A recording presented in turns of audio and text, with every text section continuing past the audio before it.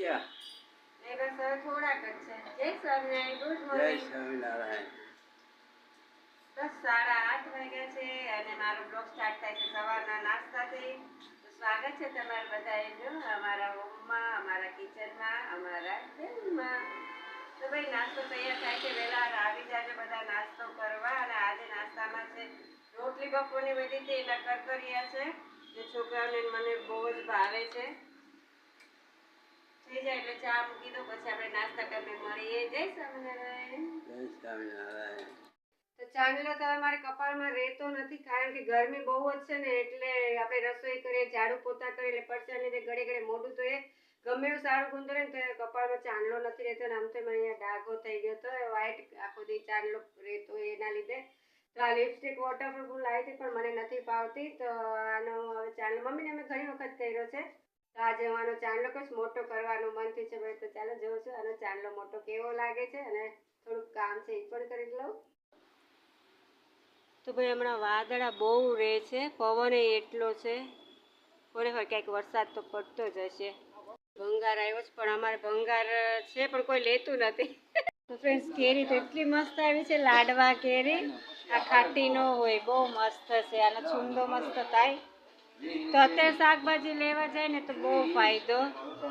20 રૂપિયાની આટલી બધી કેરી, અને દિવસના તમારે હાવ ઓછી. અને 10 રૂપિયાની હરખ હોય, કેટલો બધો આ સવારે ઓછું આવે, તો એટલો ફાયદો અત્યારે જવાનો. તો મસ્ત મજાનો મોટો ચાંદલો કરી નાખ્યો છે લિપસ્ટિકનો. કાંઈ નહીં, લિપસ્ટિક કરવામાં નહીં તો કાંઈ નહીં, ચાંદલો સેધામાં તો કામ લાગે છે. તો બસ આપણે તો લેડીસોને જ જવાની, વેસ્ટ મેસે બેસ્ટ. ક્યાંક તો કોઈક વસ્તુ આપણે ઉપયોગમાં લઈએ જ લઈએ. અને આ મને ચાંદલો કેવો લાગે છે મસ્ત બધાની કમેન્ટ કરીને કહેજો. રશ્મિતાબેન તમારો બ્લોગ જોયો છો, કમેન્ટ કરો છો તો થેન્ક યુ સો મચ. અને તમારા બહુને જલ્દી સારું થઈ જાય, સારું થઈ ગયું છે, માતાજીને સુખી રાખે, સાજા રાખે. તો ચાલો આ વાસણ દેખાય છે ને ખડકલો, મારી વાટ જ જોવે છે કે હવે આ બધું મૂક અને મને ઠેકાણે પાડ. તો ચાલો ફટાફટ કામ કરી લો. અહીંયા ખડકલો વાસણનો વાટ જોવે છે, નીચે ગ્રાઉન્ડ ફ્લોરમાં બીજા રહે છે, એ તે મારી વાટ જોવે છે કે હવે મને જલ્દી સાફ કર અને આ બધું મૂક. તો ચાલો આ બેના કામ આપણે પૂરા કરી નાખું હું. 5:30 પોણા 6 થાય, ચા પાણી પી લીધા, વાસણ ચડાય પણ કોઈ ધૂળ. બાપરે, તમે થાય કે આજે અમે અહીંયા રહેવા આવ્યા, આમ ધૂળ એટલી ધૂળ. 2 વખત તમે ઝાડુ કાઢી દીધું, વાસણ ચડાવવાના છે. અને હવે સાપા જેવડી કેરી રહ્યા હતા, લાડવા કેરી જઈ પણ બહુ ખાટી, છોકરાઓને એનો ટેસ્ટ જ અલગ હતો. અને હું એકલી કેટલી ખાવ તો 5-6 કેરી વધી છે, તેને મેં છાલ કાઢી નાખી છે. તો હવે એનું મારે બનાવવું છે મુરગો, તો પરાઠો હું બનાવી લઉં. હાલો આગળ પ્રોસેસ જોઈએ. હવે આવ્યો છે સામે ઓલો દીકરો રહે છે, એ રમવા આવ્યો છે ને અહીંયા મેં છાલ સુધારી નાખી છે. ચાલો पराठा कटका कर लो और एक बाजू इन्हें बाफवा मूकी दो। बाहर का मौसम कुछ इस तरह का है, मस्त शाम हो गई है लेकिन कोई भी दिखता नहीं, लगभग तो બધા સુઈ ગયા એવું લાગે છે. ચાલો ફટાફટ હવે આના હું બટકા કરી લઉં અને બાફવા મૂકી દઉં. ફ્રેન્ડ્સ નાની નાની 5 કેરી હતી પણ કેટલી બધી થઈ ગઈ. રોટલી એની કાઢી નાખી છે મસ્ત, અને હવે આમાં પાણી નાખી અને મીઠું ને સેજ હળદર નાખીને આને બાફવા મૂકી દઈએ. તો ફ્રેન્ડ્સ આમાં પાણી નાખી દઉં, બસ એટલું, થોડુંક મીઠું અને હળદર. તો ફ્રેન્ડ્સ થોડુંક મીઠું અત્યારે નાખી દઈએ.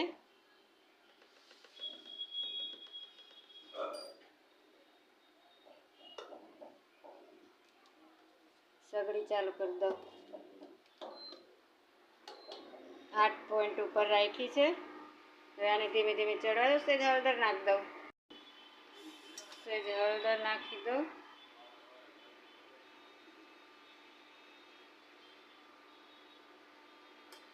હવે આની માથે ઢાંકી દો એટલે ઉકળે રાખશે. આ સો ફ્રેન્ડ્સ આ મસ્ત ઉકળે છે, ચડે છે. બહુ કાંઈ એને ચડવા દેવાની જરૂર નથી, થોડીક જ, હમણાં ચડી જશે. બાકી કલર બહુ મસ્ત ફાઇન આવ્યો છે, એકદમ યેલો કલર. તો ચાલો આને હવે થોડીક વાર ચડવા દઉં.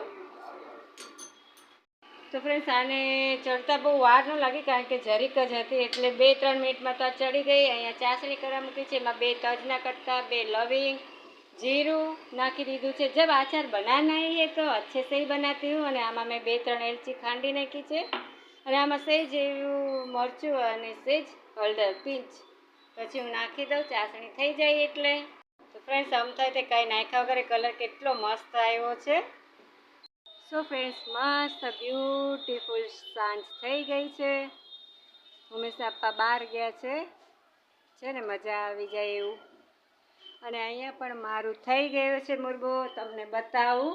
મારી કેરી પણ વેસ્ટ ન જાય અને છોકરા પણ ખાય, છોકરાઓ રાજી, હું રાજી. તો છે ને કેટલો મસ્ત મુરબો થયો છે, તજવાળો,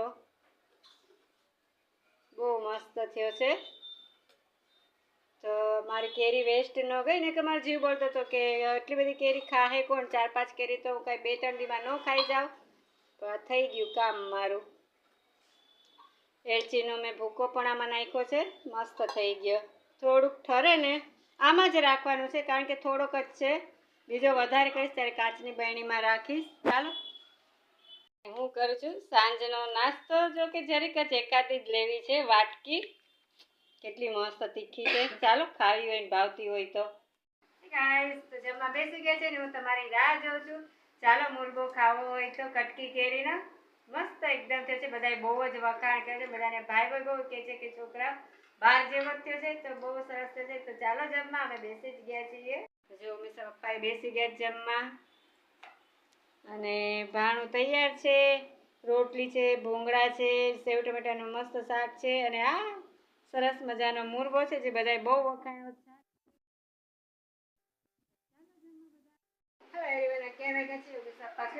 અને મારા બે છોકરાઓ ગયા છે બહાર આટો મારવા. આખો દી તો કામ કરતા હોય એટલે અત્યારે ઠંડો મસ્ત પવન આવે એટલે આટો મારવા ગયા છે. અને મને બહુ સરસ લાગી છે. મેં આટા તો મારી દીધા, વોટિંગ કરી લીધું, તો લીંબુ પડ્યું તો આપણે મરચાં બનાવ્યા હતા, ભરેલા મરચાં. ચણાનો લોટ 3-4 ચમચી પડ્યો તો એટલે મેં કીધું સાવ એમને પડ્યો છે, મસાલામાં ઝોલા ખાય છે.